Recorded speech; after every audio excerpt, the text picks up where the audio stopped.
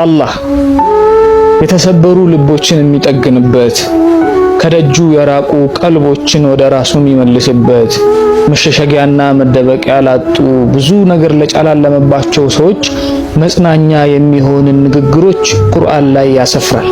ለሰው ልጆች በጣም ተስፋ ከሚሰጡ የቁርአን አያዎች መካከል አንዱ ይሄ ነው። አላህ ቁርአን ላይ እንዲህ ይላል፣ ኢነላሃ ላ ዩኽሊፉል ሚዓድ። አላህ ቃል የገባውን ነገር የሚያጥፍ ጌታ አይደለም፣ ቃል ኪዳኑን የሚሰብር ጌታ አይደለም ይላል።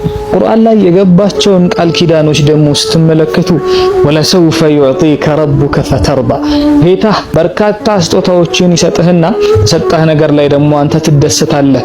ወበሽሪ ሳቢሪን፣ ታጋሾችን አበስራቸው። ኢነላሃ መዐ ሳቢሪን፣ አላህ ከታጋሾች ጋር ነው። ዱዑኒ አስተጅብ ለኩም፣ ጠይቁኝ እቀበላችኋለሁ ይላል። የተገቡልን ቃል ኪዳኖች በነፍስ ወከፍ ቤታችን እስኪገቡ ድረስ አላህ ላይ ያለንን መተማመን እያጠነከርን እንሄዳለን። አላህ እሱ ላይ የተማመነችን ነፍስ የማይጥል የገባውንም ቃል ኪዳን የማይሰብር ትልቅ ጌታ ነው።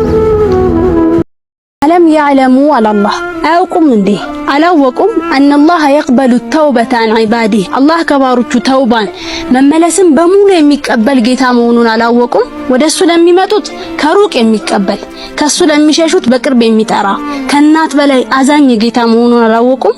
ከዚህ ሁሉ ምህረት ጋር ከዚህ ሁሉ እዝነት ጋር አለም የእኒ ሊለዚነ አመኑ አለ። ለነዚያ ላመኑት ጊዜው አልቀረበም?